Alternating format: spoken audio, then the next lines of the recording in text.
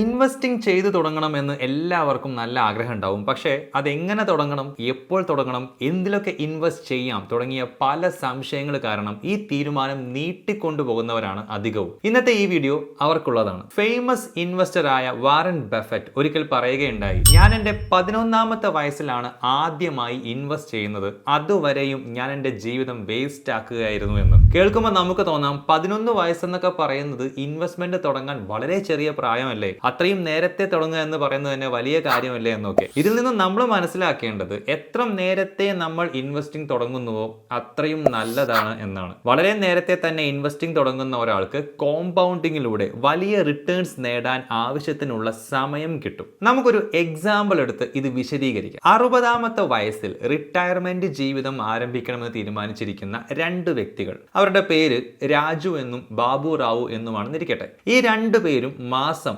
5000 രൂപ വെച്ച് ഇൻവെസ്റ്റ് ചെയ്യാൻ തുടങ്ങുന്നു. 8% റിട്ടേൺസ് ആണ് 2 പേർക്കും അവരുടെ ഇൻവെസ്റ്റ്മെന്റിൽ നിന്നും കിട്ടുക എന്ന് ഇരിക്കട്ടെ. ബാബു റാവു ഇൻവെസ്റ്റ്മെന്റ് ആരംഭിച്ചത് 30ാമത്തെ വയസ്സിലാണ്, രാജു 35ാമത്തെ വയസ്സിൽ. നമുക്ക് ആദ്യം ഈ 2 പേരുടെയും ടോട്ടൽ ഇൻവെസ്റ്റഡ് എമൗണ്ട്, എത്ര എമൗണ്ട് അവർ ഇൻവെസ്റ്റ് ചെയ്യുന്നുള്ളത് നോക്കാം. സ്വാഭാവികമായും ബാബു റാവു 5 വർഷം മുൻപ് ഇൻവെസ്റ്റ്മെന്റ് തുടങ്ങിയത് കൊണ്ട് തന്നെ ഒരു 3 ലക്ഷം അധികം ഇൻവെസ്റ്റ് ചെയ്തിട്ടുണ്ട്. രാജുവിന്റെ ടോട്ടൽ ഇൻവെസ്റ്റ്മെന്റ് എന്ന് പറയുന്നത് 15 lakh ആവുമ്പോൾ ബാബു റാവുവിൻ്റെത് 18 lakh ആണ്. പക്ഷെ അതേസമയം ഇവർക്ക് അവസാനം കയ്യിൽ കിട്ടുന്ന ടോട്ടൽ വാല്യൂ നോക്കൂ. രാജുവിന് അത് 47,86,833 രൂപയാകുമ്പോൾ വെറും 5 വർഷം നേരത്തെ തുടങ്ങിയ ബാബു റാവുവിന് 75,01,476 രൂപയാണ് കയ്യിൽ കിട്ടുന്നത്. അത് വളരെ വലിയ ഡിഫറൻസ് തന്നെയാണ്. അപ്പോൾ എത്ര നേരത്തെ ഇൻവെസ്റ്റിംഗ് ആരംഭിക്കുന്നോ അത്രയും നല്ലതാണ് എന്നാണ് ഇതിനർത്ഥം. കഴിഞ്ഞ കാലത്തെ കുറിച്ച് ചിന്തിച്ചിരിക്കുന്നതുകൊണ്ട് ആരും വിജയിക്കാൻ പോകുന്നില്ല. ഇനി എത്ര നേരത്തെ ഇൻവെസ്റ്റിംഗ് ആരംഭിക്കാം, അത്രയും നേരത്തെ തുടങ്ങുക എന്നതേ നമുക്ക് ചെയ്യാനുള്ളൂ. അപ്പോൾ ഇൻവെസ്റ്റിംഗ് ആരംഭിക്കുന്നതിന് മുൻപ് നമ്മൾ അറിഞ്ഞിരിക്കേണ്ട, ശ്രദ്ധിക്കേണ്ട കാര്യങ്ങളാണ് ഇനി പറയാൻ പോകുന്നത്. Welcome to grow Malayalam. This is Shayas Rafiya Moideen. നമ്മുടെ ചാനൽ ഇതുവരെ നിങ്ങൾ സബ്സ്ക്രൈബ് ചെയ്തിട്ടില്ലെങ്കിൽ ഇപ്പോൾ തന്നെ സബ്സ്ക്രൈബ് ചെയ്യണമെന്ന് ഓർപ്പിക്കുകയാണ്. നമ്മൾ ഇൻവെസ്റ്റിംഗും ഫിനാൻസുമായി ബന്ധപ്പെട്ട ഇൻട്രസ്റ്റിംഗ് ആയ, ഇൻഫോർമേറ്റീവ് ആയ ഒരുപാട് കോണ്ടന്റ്സ് ഓരോ ആഴ്ചയും അപ്ലോഡ് ചെയ്യുന്നതാണ്. So let's start today's video.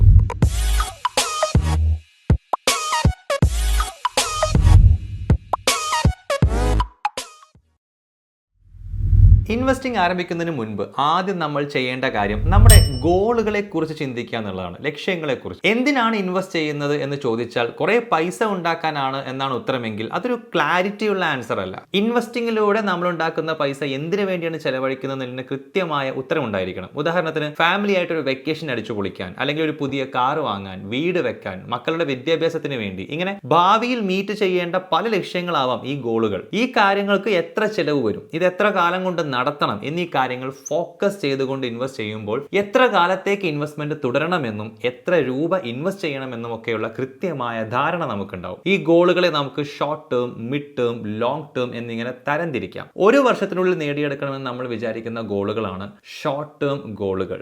1 മുതൽ 3 വർഷത്തിനിടയിൽ നമ്മൾ ചെയ്യേണ്ട ഗോളുകളാണ് മിഡ് ടേം ഗോളുകൾ എന്ന് പറയാം. 3 വർഷത്തിന് ശേഷം ചെയ്തു തീർക്കാൻ നമ്മൾ ഉദ്ദേശിക്കുന്നവയെ ലോങ് ടേം ഗോളുകൾ എന്ന് വിളിക്കാം. ഗോളുകളെ ഇങ്ങനെ തരംതിരിക്കുന്നത് കൊണ്ട് ഇതിലെ ഓരോ ഗോളുകളും എത്രമാത്രം പ്രധാനപ്പെട്ടതാണ്, എത്രമാത്രം അർജന്റ് ആണ് തുടങ്ങിയ ധാരണ നമുക്ക് ഉണ്ടാകുകയും ഇതിനു വേണ്ടിയുള്ള ഇൻവെസ്റ്റ്മെന്റ്സിൽ അതിനനുസരിച്ച് എത്രമാത്രം റിസ്ക് എടുക്കാൻ തയ്യാറാകണം, അസറ്റ് അലോക്കേഷൻ എത്രമാത്രം നടത്തണം എന്നിങ്ങനെയുള്ള കാര്യങ്ങൾ തീരുമാനിക്കാൻ സഹായകമാവുകയും ചെയ്യും. അപ്പൊ ഇനി എന്തിലൊക്കെ ഇൻവെസ്റ്റ് ചെയ്യാം എന്നതാണ് അടുത്ത ടോപ്പിക്. ഇൻവെസ്റ്റിംഗിനായി തിരഞ്ഞെടുക്കാവുന്ന അസറ്റ് ക്ലാസുകളും അവയുടെ റിസ്ക് പ്രൊഫൈലും, അഥവാ എത്രമാത്രം റിസ്ക് അടങ്ങിയിരിക്കുന്നു എന്നതും നമുക്കിനി നോക്കാം. ഒന്നാമത്തെ അസറ്റ് ക്ലാസ് ഗോൾഡ്. ഇന്ത്യയിൽ ഏറ്റവും കൂടുതൽ ആളുകൾ ഇൻവെസ്റ്റ് ചെയ്യാൻ തിരഞ്ഞെടുക്കുന്ന അസറ്റ് ക്ലാസ് ആണ് ഗോൾഡ്, ഒരു സംശയമില്ല. പക്ഷേ സ്വർണം ഒരു ഇൻവെസ്റ്റ്മെന്റ് എന്ന രീതിയിൽ എടുക്കുന്ന സമയത്ത് നമ്മൾ ആഭരണങ്ങളെ കുറിച്ചല്ല സംസാരിക്കുന്നത്. ആഭരണങ്ങൾക്ക് വാങ്ങാൻ വേണ്ടിയിട്ട് നമ്മൾ പണം ചെലവാക്കുമ്പോൾ പണിക്കൂലി പോലെയുള്ള ചെലവുകൾ ഉണ്ടാവും, അതിൽ നിന്ന് നമുക്ക് റിട്ടേൺസ് വരുന്നില്ല.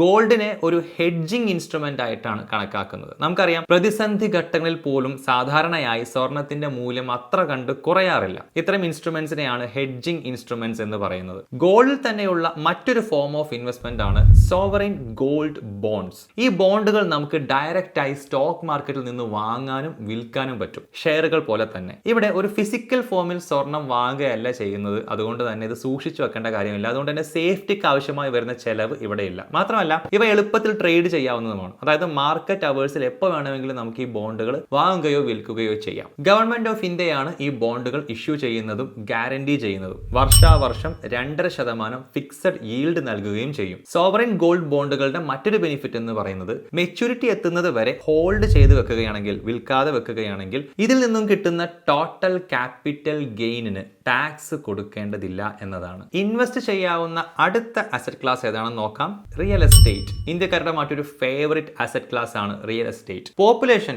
ഇനിയും കുത്തനെ ഉയരാൻ പോകുകയാണ് എന്നതുകൊണ്ടും സപ്ലൈ ലിമിറ്റഡ് ആണ് എന്നതുകൊണ്ടും റിയൽ എസ്റ്റേറ്റിനുള്ള ഡിമാൻഡ് ഇനിയും കൂടാൻ പോവുകയാണ്. പക്ഷെ അതോടൊപ്പം തന്നെ പറയേണ്ട ഒരു കാര്യം, ഒരു ഇൻവെസ്റ്റ്മെന്റ് എന്ന നിലയിൽ റിയൽ എസ്റ്റേറ്റിന് പല ദോഷങ്ങളുണ്ട്, ഡീമെറിറ്റ്സ് ഉണ്ട്. റിയൽ എസ്റ്റേറ്റ് ഇൻവെസ്റ്റ്മെന്റ് ചെയ്യണമെങ്കിൽ സ്വാഭാവികമായും വളരെയധികം മുതൽ മുടക്ക് ആവശ്യമാണ് എന്നതാണ് അതിലൊന്ന്. മറ്റൊന്ന്, ഈ അസറ്റുകളുടെ പ്രൈസ് അപ്രിസിയേഷൻ അഥവാ മൂല്യവർദ്ധനവ് പല എക്കണോമിക്കൽ ഫാക്ടേഴ്സിനെ ആശ്രയിച്ചാണ് ഇരിക്കുന്നത്. അനുകൂല ഘടകങ്ങൾ ഉണ്ടാവുമ്പോൾ മൂല്യം കൂടുകയും പ്രതികൂല സാഹചര്യം വരുമ്പോൾ മൂല്യം കുറയുകയും ചെയ്യും എന്നത്. മറ്റൊന്ന്, റിയൽ എസ്റ്റേറ്റ് മാർക്കറ്റ് അത്ര ലിക്വിഡ് ആയ ഒരു മാർക്കറ്റ് അല്ല എന്നതാണ്. എന്ന് വെച്ചാൽ ഒരു പ്രോപ്പർട്ടിയിൽ നമ്മൾ ഇൻവെസ്റ്റ് ചെയ്ത് പിന്നീട് അത് വിൽക്കാൻ നോക്കുന്ന സമയത്ത് നമ്മൾ ഉദ്ദേശിച്ച വിലയിൽ വളരെ പെട്ടെന്ന് തന്നെ അത് വിൽക്കാൻ കഴിഞ്ഞോളണം എന്നില്ല എന്നുള്ളത്. മറ്റൊരു ഡിമെറിറ്റ് കംപ്ലൈൻസ് ഇഷ്യൂ ആണ്. ഒരുപാട് പേപ്പർ വർക്കുകളൊക്കെ ആവശ്യം വരും ഈ ഫീൽഡിൽ ഇറങ്ങിത്തിരിക്കുമ്പോൾ. മാത്രമല്ല, നമ്മളൊരു റിയൽ എസ്റ്റേറ്റിൽ ഇൻവെസ്റ്റ് ചെയ്യുമ്പോൾ അതുമായി അസോസിയേറ്റ് ചെയ്ത് കിടക്കുന്ന ഒരുപാട് ചെലവുകൾ ഉണ്ടാവും, മെയിൻ്റനൻസ്, പ്രോപ്പർട്ടി ടാക്സ് തുടങ്ങിയവ. അപ്പൊ ഇതൊക്കെ ശ്രദ്ധിച്ചിട്ട് വേണം ഇതിൽ ഇൻവെസ്റ്റ് ചെയ്യാൻ. പക്ഷേ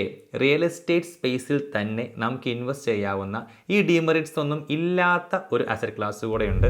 അതാണ് റിയൽ എസ്റ്റേറ്റ് ഇൻവെസ്റ്റ്മെന്റ് ട്രസ്റ്റുകളും ഇൻഫ്രാസ്ട്രക്ചർ ഇൻവെസ്റ്റ്മെന്റ് ട്രസ്റ്റുകളും. ഇത് രണ്ടും മ്യൂച്വൽ ഫണ്ടുകൾ പോലെയാണെന്ന് നമുക്ക് പറയാം. ഇതിൽ നമ്മൾ പണം നിക്ഷേപിക്കുമ്പോൾ ആ പണം പല ഇൻഫ്രാസ്ട്രക്ചർ പ്രൊജക്ടുകളിൽ നിക്ഷേപിക്കപ്പെടുകയാണ് ചെയ്യുന്നത്. അങ്ങനെ അതിൽ നിന്ന് കിട്ടുന്ന റിട്ടേൺസിൽ ഒരു വിഹിതം ഈ ഇൻവെസ്റ്റേഴ്സ് ആയ നമുക്ക് വിതരണം ചെയ്യപ്പെടുന്നു. ഇതിന്റെ ബെനിഫിറ്റ് എന്താണെന്ന് വെച്ച് കഴിഞ്ഞാൽ, നമ്മൾ നേരത്തെ പറഞ്ഞതുപോലെ നേരിട്ട് റിയൽ എസ്റ്റേറ്റ് പ്രോപ്പർട്ടിയിൽ ഇൻവെസ്റ്റ് ചെയ്യാതെ തന്നെ നമുക്ക് റിയൽ എസ്റ്റേറ്റ് ഇൻവെസ്റ്റ്മെന്റിന്റെ ഭാഗമാകാൻ സാധിക്കുന്നു. ഇവിടെ നമുക്ക് വേണ്ടി മറ്റുള്ളവരാണ് ഇൻവെസ്റ്റ്മെന്റ് നടത്തുന്നത്. അതുകൊണ്ട് തന്നെ ഒരു വലിയ സംഖ്യ ക്യാപിറ്റലായി ഇറക്കണമെന്നില്ല, ഒരു ചെറിയ എമൗണ്ട് വെച്ച് നമുക്ക് തുടങ്ങാം. മാത്രമല്ല, ഇവിടെ മാർക്കറ്റ് കുറച്ചുകൂടി ലിക്വിഡ് ആയിരിക്കും. അടുത്തത് ബാങ്ക് ഫിക്സഡ് ഡെപ്പോസിറ്റ്സും റെക്കറിംഗ് ഡെപ്പോസിറ്റ്സും. ഇൻവെസ്റ്റ് ചെയ്യാൻ ഏറ്റവും സേഫ് ആയിട്ടുള്ള അസറ്റ് ക്ലാസ്സുകളാണ് ഇത് രണ്ടും. റിസ്ക് ഫ്രീ റിട്ടേൺസ് ആണ് ഇവിടെ പ്രത്യേകത. എന്ന് വെച്ചാൽ ഇൻവെസ്റ്റ്മെന്റ് സേഫ് ആയിരിക്കുകയും ഇൻവെസ്റ്റ് ചെയ്യുന്ന എമൗണ്ടിൽ നിന്ന് കുറച്ച് റിട്ടേൺസ് കിട്ടുകയും ചെയ്യും. റിസ്ക് കൂടിയ അസറ്റുകളിൽ നിന്നുള്ള റിട്ടേൺസ് കമ്പയർ നോക്കുമ്പോൾ ഇതിൽ റിട്ടേൺസ് കുറവായിരിക്കും എന്നത് ശരിയാണ്. പക്ഷേ എന്തെങ്കിലും അത്യാവശ്യ ഘട്ടങ്ങളിൽ എടുത്ത് ഉപയോഗിക്കാൻ വേണ്ടി ഒരു എമർജൻസി ഫണ്ടായിട്ട് അല്ലെങ്കിൽ കണ്ടിജൻസി ഫണ്ടൊക്കെ ആയിട്ട് നമ്മൾ മാറ്റി വെക്കുന്ന പണം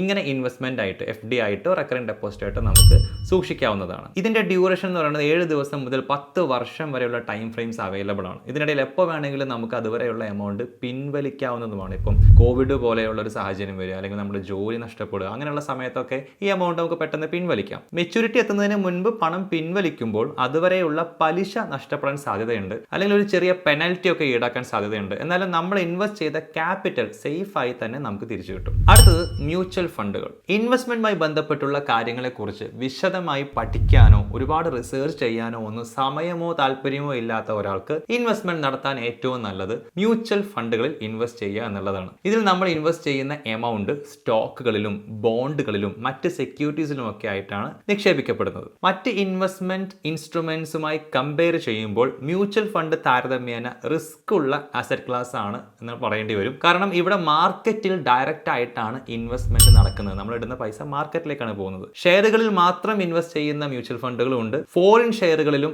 ഗവൺമെന്റ് ബോണ്ടുകളിലും ഒക്കെ ഇൻവെസ്റ്റ് ചെയ്യുന്ന മ്യൂച്വൽ ഫണ്ടുകളും ഉണ്ട്. മ്യൂച്വൽ ഫണ്ടുകളിൽ ഇൻവെസ്റ്റ് ചെയ്യുന്നതിന്റെ പ്രധാന ഗുണം എന്ന് പറയുന്നത് ഇതിലൂടെ നമ്മുടെ ക്യാപിറ്റൽ ഒരു എക്സ്പേർട്ട് ഇൻവെസ്റ്റ്മെന്റ് ആയിട്ടാണ് ഇറക്കപ്പെടുന്നത്. കാരണം ഈ മ്യൂച്വൽ ഫണ്ട് മാനേജ് ചെയ്യുന്നവർ കാര്യങ്ങൾ നന്നായി പഠിച്ചതിന് ശേഷമാണ് നമുക്ക് വേണ്ടി ഇൻവെസ്റ്റ് ചെയ്യുന്നത്. മറ്റൊരു ഗുണം, ഒരു ഡൈവേഴ്സിഫൈഡ് പോർട്ട്ഫോളിയോ നമുക്ക് കിട്ടുന്നു എന്നതാണ്. എന്ന് വെച്ചാൽ ഏതെങ്കിലും ഒരൊറ്റ സ്റ്റോക്കിലോ ഷെയറിലോ അല്ല ഇവിടെ നമ്മുടെ ഇൻവെസ്റ്റ്മെന്റ് മുഴുവൻ ഇറങ്ങുന്നത്. നേരത്തെ പറഞ്ഞതുപോലെ വിവിധ സ്റ്റോക്കുകളിൽ അല്ലെങ്കിൽ ബോണ്ടുകളിൽ സെക്യൂരിറ്റികളിലൊക്കെയായി വൈവിധ്യവൽക്കരിക്കപ്പെടുന്നുണ്ട് നമ്മുടെ പോർട്ട്ഫോളിയോ. ഇത് കാരണം റിസ്ക് കുറയും. കാരണം മുഴുവൻ സമ്പാദ്യവും ഏതെങ്കിലും ഒരൊറ്റ ഇൻവെസ്റ്റ്മെന്റ് ഓപ്ഷനിൽ മാത്രം ഇട്ട് കഴിഞ്ഞാൽ അത് ഭീകരമായ നഷ്ടം ഉണ്ടാക്കിയാൽ നമ്മുടെ എല്ലാ പൈസയും അതോടുകൂടി കയ്യിൽ നിന്ന് പോകും. അതുകൊണ്ടാണ് ഒന്നിൽ മാത്രം കേന്ദ്രീകരിക്കാതെ നമ്മുടെ ഇൻവെസ്റ്റ്മെന്റ് വൈവിധ്യവൽക്കരിക്കുമ്പോൾ, ഡൈവേഴ്സിഫൈ ചെയ്യുമ്പോൾ റിസ്ക് കുറയും എന്ന് പറയുന്നത്. അത് മ്യൂച്വൽ ഫണ്ടിലൂടെ നമുക്ക് കിട്ടും. നമ്മുടെ ഫിനാൻഷ്യൽ ഗോളുകൾ, റിസ്ക് എടുക്കാനുള്ള മനോഭാവം, എത്ര കാലം ഇൻവെസ്റ്റ് ചെയ്യണം എന്ന കാര്യമൊക്കെ കണക്കിലെടുത്ത് വേണം മ്യൂച്വൽ ഫണ്ട് സ്കീമുകൾ നമ്മൾ തിരഞ്ഞെടുക്കാൻ. പല സ്കീമുകൾ അവൈലബിൾ ആയിരിക്കും. അടുത്തത് ഇക്വിറ്റീസ്. ഇക്വിറ്റി ഇൻവെസ്റ്റിംഗിൽ പ്രധാനമായും വരുന്നത് കമ്പനികളുടെ ഷെയറുകളിലുള്ള ഇൻവെസ്റ്റിംഗ് ആണ്. മറ്റ് അസറ്റ് ക്ലാസ്സുകളെ വെച്ച് കമ്പയർ ചെയ്യുമ്പോൾ ഷെയറുകൾ വാങ്ങിക്കൊണ്ടുള്ള ഇൻവെസ്റ്റ്മെന്റ്സ് റിസ്ക് കൂടിയ പരിപാടിയാണ്. പക്ഷേ കൃത്യമായ അറിവും അനുഭവ സമ്പത്തും എല്ലാം ഉണ്ടെങ്കിൽ ഇതിൽ നിന്നും മികച്ച റിട്ടേൺ സ്വന്തമാക്കാനും പറ്റും. ഇവിടെ എടുത്തു പറയേണ്ട ഒരു കാര്യം, പല സോഴ്സുകളിൽ നിന്നും സ്റ്റോക്ക് ടിപ്പുകൾ അവൈലബിൾ ആയിട്ട് ഉണ്ട്. ഇവ മാത്രം കണക്കിലെടുത്ത് ഇൻവെസ്റ്റ് ചെയ്യാതിരിക്കുക. പകരം എപ്പോഴും കൃത്യമായ ശ്രദ്ധ കൊടുത്തുകൊണ്ട് മാത്രം ഇൻവെസ്റ്റ് ചെയ്യുക. ഇക്വിറ്റി ഇൻവെസ്റ്റ്മെന്റിന്റെ ഒരു ആവറേജ് ടൈം ഹൊറൈസൺ ആയി എക്സ്പേർട്സ് കരുതുന്നത് മോർ ദാൻ 3 years ആണ്. ആവറേജ് 3 വർഷത്തിൽ കൂടുതൽ ഇൻവെസ്റ്റിംഗ് ഹോൾഡ് ചെയ്ത് വെക്കുമ്പോഴാണ് ഇതിൽ നിന്നും ബെനിഫിറ്റ് നേടാനാകുന്നത്. ഇൻവെസ്റ്റിംഗിന് വേണ്ടി ചൂസ് ചെയ്യാവുന്ന നമ്മൾ ഇതുവരെ പറഞ്ഞ മാർക്കറ്റ് ഇൻസ്ട്രുമെന്റ്സ് എല്ലാം ട്രഡീഷണൽ ഇൻസ്ട്രുമെന്റ്സ് ആണ്. കാലങ്ങളായി ആളുകൾ ഇൻവെസ്റ്റിംഗിനായി തിരഞ്ഞെടുക്കുന്ന ഇൻസ്ട്രുമെന്റ്സ്. അതിന് പുറത്തുള്ള ചില ഗവൺമെന്റ് സ്കീമുകൾ നമുക്ക് കൺസിഡർ ചെയ്യാവുന്നതാണ്. ഉദാഹരണത്തിന് ELSS mutual fund, national pension system, national saving certificate, PPF, FD, Sukanya Samriddhi Yojana, EPF തുടങ്ങിയവയിലൊക്കെ invest ചെയ്യുമ്പോൾ അണ്ടർ സെക്ഷൻ 80C പ്രകാരം 1.5 ലക്ഷം രൂപ വരെ ടാക്സിൽ ഇളവ് ലഭിക്കും. ഇൻവെസ്റ്റിംഗ് നടത്താനുള്ള പലതരം അസറ്റ് ക്ലാസുകളെ കുറിച്ച് അറിയുന്നതിനോടൊപ്പം തന്നെ നമ്മൾ മനസ്സിലാക്കേണ്ട ഒരു കാര്യമാണ് എത്രമാത്രം റിസ്ക് നമുക്ക് താങ്ങാനാകും എന്നതും. കാരണം നമ്മുടെ റിസ്ക് ടോളറൻസ് അനുസരിച്ച് മാത്രമേ ഏതൊക്കെ ഇൻസ്ട്രുമെന്റ്സിൽ എത്രമാത്രം ഇൻവെസ്റ്റ് ചെയ്യണം എന്ന് നമ്മൾ തീരുമാനിക്കാവൂ. റിസ്കുമായി ബന്ധപ്പെട്ട് നമ്മൾ ശ്രദ്ധിക്കേണ്ട 4 കാര്യങ്ങളുണ്ട്. 1. Ability to take risk. നമ്മുടെ പ്രായം, സാമ്പത്തിക നില, എത്രമാത്രം വരുമാനമുണ്ട് എന്നീ കാര്യങ്ങളൊക്കെ വെച്ചുകൊണ്ടാണ് റിസ്ക് എടുക്കാനുള്ള എബിലിറ്റി നമുക്കുണ്ടോ എന്ന് നോക്കേണ്ടത്. അടുത്തത് need to take a risk. എന്തിനു വേണ്ടിയാണ് നമ്മൾ റിസ്ക് എടുക്കുന്നത് എന്നൊരു ഇമ്പോർട്ടൻറ്റ് കാര്യമാണല്ലോ. ജീവിതത്തിൽ ചില കാര്യങ്ങൾക്ക് വേണ്ടി നമ്മൾ റിസ്ക് എടുക്കും, ചിലതിന് റിസ്ക് വെച്ച് കളിക്കാൻ നിൽക്കില്ല. നമ്മുടെ ഫിനാൻഷ്യൽ ഗോളുകൾ നേടാൻ എത്രമാത്രം റിട്ടേൺസ് കിട്ടണം എന്നതിനനുസരിച്ചും ആവണം ഈ റിസ്ക് എടുക്കേണ്ടത്. അടുത്തത് റിസ്ക് എടുക്കാനുള്ള സന്നദ്ധത. റിസ്ക് എടുക്കുന്നത് നമുക്ക് ഒട്ടും കംഫർട്ടബിൾ അല്ലാത്തൊരു കാര്യമാണെങ്കിൽ മനസ്സമാധാനം കളയുന്ന ഏർപ്പാടായി പോകും അത്. പിന്നെയുള്ളത് ടൈം ഹൊറൈസൺ. എത്ര കാലം ഇൻവെസ്റ്റിംഗ് തുടർന്നു കൊണ്ടുപോകാം എന്നതിനനുസരിച്ചും നമുക്ക് എടുക്കാവുന്ന റിസ്ക് ലെവൽ മാറും. അപ്പോൾ അത് നമ്മൾ ശ്രദ്ധിക്കണം. ഇൻവെസ്റ്റ്മെന്റിന്റെ കൂടുതൽ ഭാഗവും റിസ്കി ആയിട്ടുള്ള ഇക്വിറ്റീസ് പോലെയുള്ള അസറ്റുകളിൽ നിക്ഷേപിക്കുന്നത് ചെറുപ്പക്കാരായ ഇൻവെസ്റ്റിംഗ് തുടങ്ങാൻ നിൽക്കുന്ന ആളുകൾക്കായിരിക്കും കൂടുതൽ നല്ലത് എന്ന് പറയേണ്ടി വരും. കാരണം അവരുടെ പ്രൈമറി ഗോൾ എന്ന് പറയുന്നത് ഒരു ദീർഘകാല നിക്ഷേപം ഉണ്ടാക്കുക എന്നതായിരിക്കും. അതിനുള്ള സമയവും അവർക്കുണ്ട്. അതേസമയം പ്രായം കൂടുന്തോറും കൂടുതൽ സാമ്പത്തിക ചുമതലകൾ സ്വാഭാവികമായും ഉണ്ടാകും. അപ്പോൾ ഗോൾഡ് പോലെയുള്ള കുറച്ചുകൂടി സേഫ് ആയ അസറ്റുകളിലോ അല്ലെങ്കിൽ ഒരു ഫിക്സഡ് ഇൻകം കിട്ടുന്ന അസറ്റുകളിലോ ഇൻവെസ്റ്റ് ചെയ്യുന്നതാണ് കൂടുതൽ നല്ലത്. കാരണം ഇവിടെ കയ്യിലുള്ള വെൽത്ത് പ്രൊട്ടക്ട് ചെയ്യുക എന്നതായിരിക്കും ആ പ്രായത്തിലെ പ്രയോറിറ്റി. റിസ്ക് എടുക്കൽ ആവില്ല. അപ്പോൾ നിക്ഷേപം തുടങ്ങാൻ വേണ്ടി നമ്മൾ മനസ്സിലാക്കേണ്ട 3 ഇമ്പോർട്ടൻറ്റ് കാര്യങ്ങൾ: ഗോൾ ഐഡന്റിഫൈ ചെയ്യുക, റിസ്ക് പ്രൊഫൈൽ ഐഡന്റിഫൈ ചെയ്യുക, അനുയോജ്യമായ അസറ്റ് ക്ലാസ് ഐഡന്റിഫൈ ചെയ്യുക. ഇത്രയും മനസ്സിലാക്കിയിട്ട് മാത്രം ഇൻവെസ്റ്റിംഗ് തുടങ്ങുക. പക്ഷേ ഇതോടുകൂടി എല്ലാമായി എന്ന് വിചാരിക്കരുത്. നമ്മൾ ജീവിക്കുന്നത് നിരന്തരമായി മാറി മറിഞ്ഞുകൊണ്ടിരിക്കുന്ന ഒരു ലോകത്താണ്. പുതിയ ടെക്നോളജി വന്നുകൊണ്ടിരിക്കുന്നു, ജിയോ പൊളിറ്റിക്കൽ ആയിട്ടുള്ള മാറ്റങ്ങൾ സംഭവിച്ചുകൊണ്ടിരിക്കുന്നു. ഇവയെല്ലാം തന്നെ നമ്മൾ നടത്തിയിട്ടുള്ള ഇൻവെസ്റ്റ്മെന്റിനെയും ബാധിക്കാവുന്ന കാര്യങ്ങളാണ്. അതുകൊണ്ട് തന്നെ കാലഘട്ടം ആവശ്യപ്പെടുമ്പോൾ വേണ്ട മാറ്റങ്ങൾ നമ്മുടെ ഇൻവെസ്റ്റ്മെന്റ്സിൽ വരുത്തേണ്ടത് അത്യാവശ്യമാണ്. ഇതിനായി നമുക്ക് ചുറ്റും നടക്കുന്ന കാര്യങ്ങളിലും നമ്മുടെ ഇൻവെസ്റ്റ്മെന്റ്സിലും കൃത്യമായ ശ്രദ്ധ കൊടുത്തുകൊണ്ടേയിരിക്കണം. എപ്പോഴും മനസ്സിൽ വെക്കേണ്ട ഒരു കാര്യം, ഇൻവെസ്റ്റിംഗ് എന്നാൽ വൺ ടൈം ആക്ഷൻ അല്ല, അതൊരു ലൈഫ് ലോങ് ജേണിയാണ്. അതിനോടൊപ്പം നമ്മൾ സഞ്ചരിച്ചു കൊണ്ടേയിരിക്കണം. അപ്പോൾ ഈ വീഡിയോ നിങ്ങൾക്ക് ഇഷ്ടമായെങ്കിൽ ലൈക്ക് ചെയ്യാൻ മറക്കരുത്. ഒപ്പം തന്നെ നിങ്ങൾ അറിയാൻ ആഗ്രഹിക്കുന്ന കൂടുതൽ ടോപ്പിക്കുകൾ നിങ്ങൾക്ക് കമന്റ് ബോക്സിൽ ഷെയർ ചെയ്യാവുന്നതാണ്. അവയും കൂടി കൺസിഡർ ചെയ്ത് നമ്മൾ പുതിയ വീഡിയോയുമായിട്ട് വരുന്നതാണ്. നമ്മുടെ ഈ ചാനലിലെ എല്ലാ വീഡിയോസും എഡ്യൂക്കേഷണൽ പർപ്പസിന് വേണ്ടി മാത്രമുള്ളതാണ്. നമ്മൾ ഇതിലൂടെ എന്തെങ്കിലും തരത്തിലുള്ള ബൈ ഓർ സെൽ ടിപ്സുകളൊന്നും തന്നെ നൽകുന്നില്ല. നിങ്ങൾക്ക് കാര്യങ്ങൾ മനസ്സിലാക്കാനും പഠിക്കാനും വേണ്ടി മാത്രമാണ് നമ്മൾ ഈ വീഡിയോയിലൂടെ ഉദ്ദേശിക്കുന്നത്. സ്റ്റോക്ക് മാർക്കറ്റിൽ നിക്ഷേപിക്കുന്നത് വിപണിയിലെ ലാഭനഷ്ടങ്ങൾക്ക് വിധേയമാണ്. അപ്പോൾ മറ്റൊരു ഇൻട്രസ്റ്റിംഗ് വീഡിയോ ആയിട്ട് വീണ്ടും കാണാം. Till then, by.